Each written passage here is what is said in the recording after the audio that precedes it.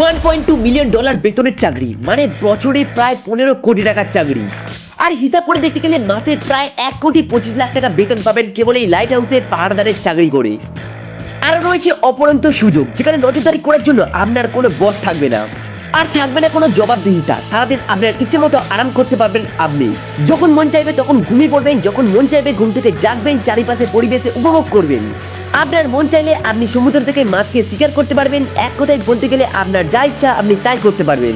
আপনার কাজ শুধুমাত্র এটা নিশ্চিত করে যে লাইট হাউসে চোরার থাকা যে বাতিটা সেটা সঠিকভাবে আলো দিচ্ছে কিনা। কখনো বাতিটা অফ হয়ে গেলে সেটাকে অন করে দেওয়া, ব্যাস কেবলমাত্র এইটুকু কাজ। আপনার আর কিছু করতেই লাগবে না। সারাদিন নিজের মতো করে সময় কাটাবেন আর অবিশ্বাস্যভাবে বছরে 15 কোটি টাকা বেতন পাবেন শুধুমাত্র এই চাকরিটা করার জন্য। আপনার কি ইচ্ছা আছে এই সহজ চাকরিটাকে করার? হয়তো টাকার অঙ্ক হিসাব করে আপনি এক কথায় আপনি হ্যাঁ বলে দিবেন, কিন্তু নিশ্চিত করে বলে যায় যে সম্পূর্ণ ঘটনা জানার পর কেবল আপনি নয়, পৃথিবীর সবথেকে সাহসী লোকটাও এই চাকরিটা করার ব্যাপারে 10 বার ভাববে। কারণ এত সুযোগ সুবিধা থাকার পরও এটা পৃথিবীর মধ্যে ভয়ঙ্কর একটি কাজ। জুবিন লাইটের হাউসের আকর্ষণীয় বেতনের গার্ডের চাকরির কথা এখন আমি আপনাদের বলতে চলেছি। সর্বপ্রথম এই চাকরিটা করার জন্য আপনাকে একটি ফর্ম পূরণ করতে হবে এবং কিছু শর্তাবলী মেনে চলতে হবে। ভিডিওটি খুবই আকর্ষণীয় হতে চলেছে, তাই নতুন বন্ধুদের প্রতি অনুরোধ রইল যে চ্যানেলটিকে সাবস্ক্রাইব করে পাশে থাকা বেল আইকনটিতে প্রেস করুন এবং আমাদের সম্পূর্ণ ভিডিওটা দেখতে থাকুন।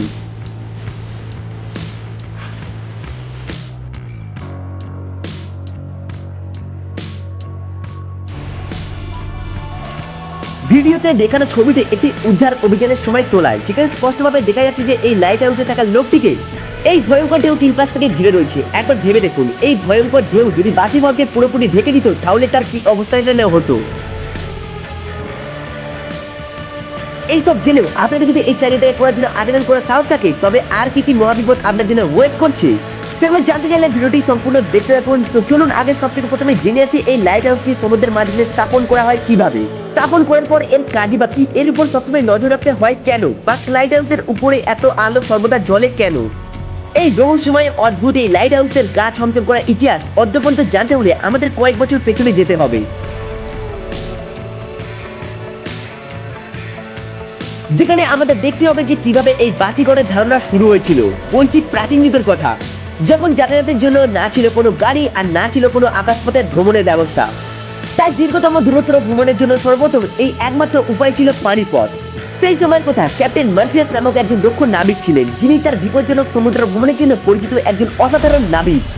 কারণ তিনি অনেক প্রতিকূল পরিবেশের সাথে সমুদ্রে পাড়ি দেওয়ার মতো অনেক অভিজ্ঞতা অর্জন করেছিলেন। অথচ তার সাথে এক ভয়ঙ্কর ঘটনা ঘটতে চলেছে। এক রাতে ঘুটঘুটে অন্ধকারের মাঝে তিনি সমুদ্রের একটি এলাকায় দিয়ে যাচ্ছিলেন। ঠিক তখনই পানির নিচে থাকা কিছু একটার সাথে তার জাহাজের ধাক্কা খায়। সেই সময় জাহাজগুলো যেহেতু কাঠের তৈরি ছিল, তাই সমুদ্রের তলদেশে থাকা বড় বড় পাথর খণ্ডের আঘাতে জাহাজটি সহজেই ফাটল ধরে যায়। সেই সব ফাটলের গর্ততে প্রচন্ড বেগে পানি ঢুকতে থাকে এবং এটি জাহাজটিকে পুরোপুরি ডুবিয়ে দেয়,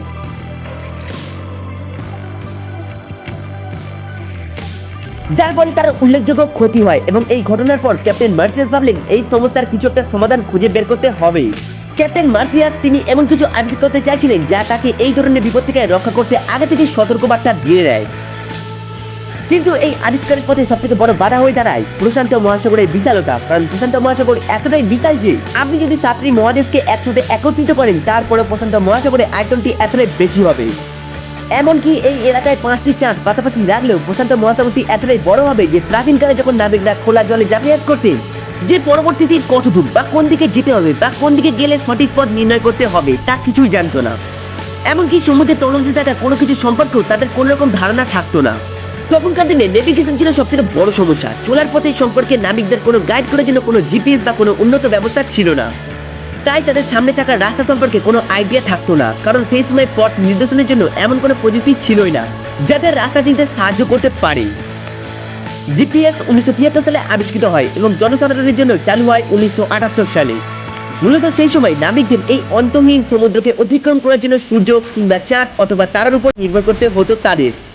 কখনো কখনো কিছু প্রাথমিক নেভিগেশন সরঞ্জামের সাহায্য পেলেও এই দিক নির্দেশনের জন্য সমস্যার জন্য চলতি পথে আরো দু একটা উটকো ঝামেলা এসে হাজির হতো,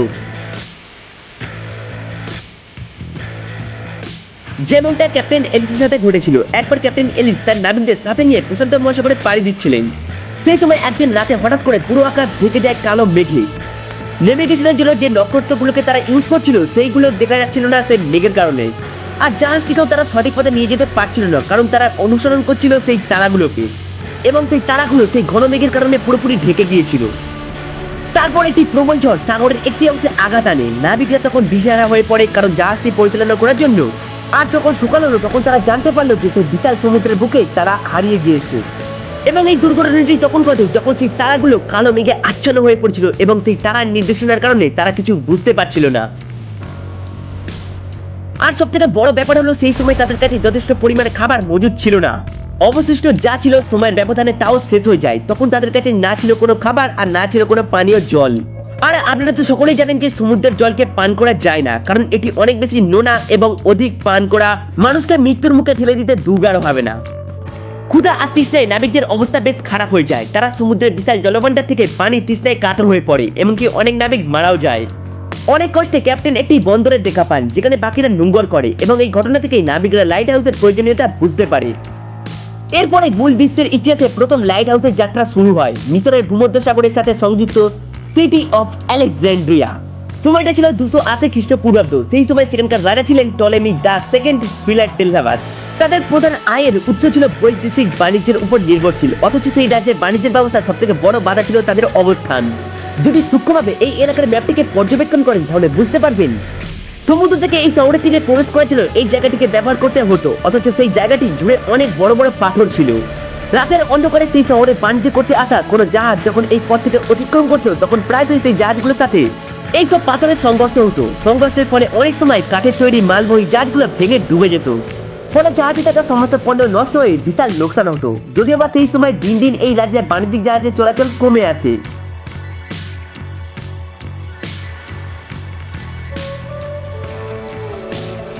ফলে অর্থনৈতিকভাবে এই রাজ্যের বিশাল বড় ক্ষতি হতো। বিচক্ষণ টলেমি তখন তার রাজ্যের অর্থনৈতিক চলাচলকে সচল রাখতে সেই সময় বিখ্যাত আর্কিটেক্ট স্ট্যাটাস অফ সিনেডাসের কাছে ছুটে যান।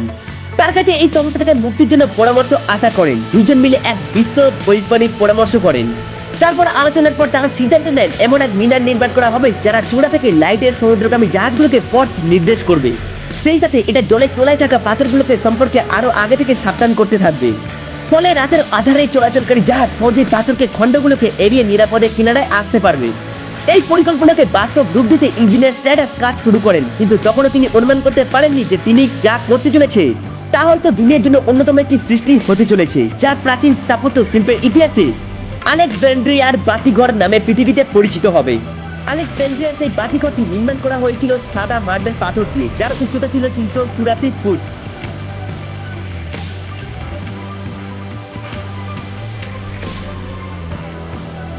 বন্দরের ঠিকানার সন্ধান দিতে যে মিনারটি তৈরি করা হয়েছিল সেটিকে এক সময় গোটা দুনিয়ার সপ্তম আশ্চর্য হিসাবে স্বীকৃতি লাভ দেওয়া হয়। আর এমনটা কেবল মিনারটির বিশাল উচ্চতার জন্য নয়, বরং এটি নিপুণ কৌশল এটাকে আশ্চর্য করে তুলতে। কারণ এই মিনারটি চূড়ায় সবসময় আগুন জ্বলতে থাকতো, যেখানে জ্বালানি হিসাবে ব্যবহার করা হতো কাঠ ও কেরোসিন। এখানে আগুন দ্বারা তৈরি আলোকে বহুদূর পর্যন্ত ছড়িয়ে দিতে স্ট্যাটাস এটাকে বিশেষভাবে ডিজাইন করেন, যেখানে তিনি গ্লাস এবং লেন্সের সমন্বয়ে এমন এক কৌশল প্রয়োগ করেন যাতে করে এই বাতিঘরে থাকা আলো বহুদূর থাকা জাহাজকে নাবিকদেরও পথ দেখাতে পারে। আর যখনই এই বাতিঘরের করিশ্মার কথা সারা দুনিয়ায় ছড়িয়ে পড়ে, ঠিক তখনই বিশ্বের বিভিন্ন প্রান্তে নাবিকরা স্বস্তির নিঃশ্বাস ফেলে, কারণ তারা জানতে পারেন যে এই আলোকভর নির্দেশকের ফলে বাণিজ্যিক জাহাজগুলো আর পথ ভুলতে হবে না, এবং আলেকজান্ড্রিয়া প্রবেশ করার সময় পাথরগুলির সাথে সংঘর্ষের ফলে ক্ষয়ক্ষতিও হবে না।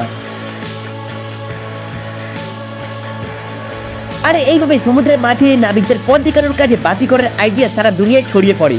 প্রথম দিকে এই লাইট হাউসগুলো কেবল সমুদ্রের উপকূলের কাছাকাছি তৈরি হতো, কিন্তু সময়ের সাথে সাথে বাণিজ্যিক কাজে সমুদ্রপথের ব্যবহার বাড়তে থাকে। এই পাথরগুলোর মাঝে কিছু কিছু স্থানে এমন সব পাথরগুলি অবস্থান ছিল যেগুলো জাহাজের জন্য ক্ষতি করতে পারত। তাই সেই সকল স্থানগুলোতেও বাতিঘর নির্মাণ শুরু হয়, যাতে করে নাবিকরা সহজেই সেই পথগুলো এড়িয়ে চলতে পারে। আর আপনি যদি সমুদ্রপথে এমন ধরনের বাতিঘর দেখে থাকেন তবে কমেন্ট করে জানাতে একদমই ভুলবে না। প্রথম দিকে লাইট হাউসগুলোতে সবসময় আগুন জ্বালিয়ে রাখা হতো, কিন্তু এটা ঠিক ততটা ভালো আইডিয়া ছিল না, কারণ এর জন্য সবসময় কেরোসিন ও কাঠের যোগান দিতে হতো।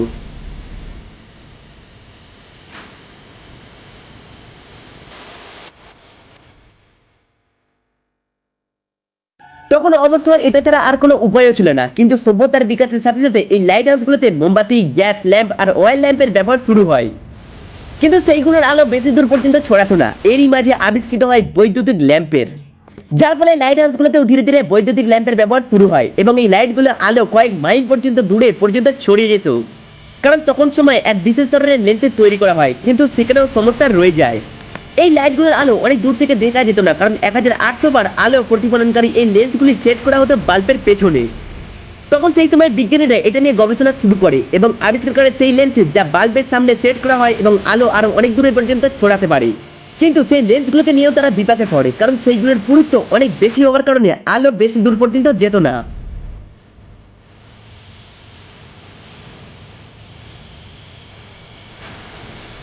ঠিক সেই সময় এই সমস্যার সমাধানে এগিয়ে আসে ফরাসি সিভিল ইঞ্জিনিয়ার ও পদার্থ বিজ্ঞানী অগাস্টিন জিন ক্লেনসেন।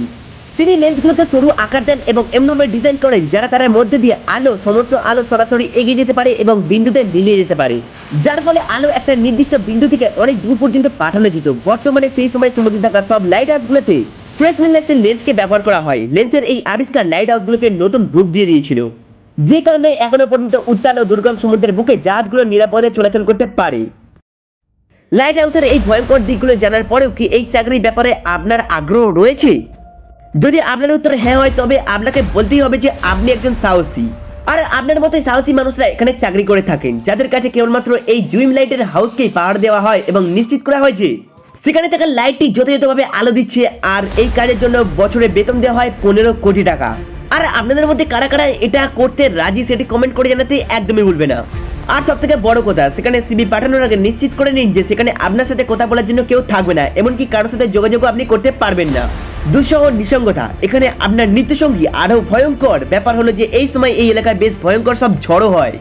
সেই সব ঝড়ে তাণ্ডবে একটা বিশাল সর্বনাশী এই সমুদ্রের বিশাল বিশাল ঢেউয়ের মাঝে লাইট হাউসের 10 মিটার উঁচু চূড়া পর্যন্ত আছড়ে পড়ে, যেখানে আপনার থাকার ঘরের অবস্থান। তাই এই কাজে আপনার প্রাণ হারানোর আশঙ্কাও রয়েছে, কারণ এই লাইট হাউসগুলোতে সমুদ্রের মাঝখানে স্থাপন করানো হয়। কিন্তু এই বিশাল পরিবেশের কারণে বিরাট বেতনের হাতছানিয়ে থাকা সত্ত্বেও নির্জন এই পরিবেশে কেউ চাকরি করতে চায় না। আপনি হলে কি করতেন তা কমেন্ট করে জানাতে একদমই ভুলবে না। তো বন্ধুরা, এই ভিডিওটি ভালো লাগলে আপনারা লাইক করবেন এবং বন্ধুদের সঙ্গে শেয়ার করবেন, এবং এই ধরনের রহস্য, রোমাঞ্চকর, আনকমন, চমকপ্রদ ভিডিও দেখার জন্য তাহলে চ্যানেলটিকে সাবস্ক্রাইব করে পাশে থাকা বেল আইকনটি প্রেস করতে একদমই ভুলবে না। তাহলে ফিরছি খুব শীঘ্রই নতুন কোনো ভিডিও নিয়ে। শেষ পর্যন্ত সবাই ভালো থাকবেন, সাথে থাকবেন, আর আজকের মতো বিদায়।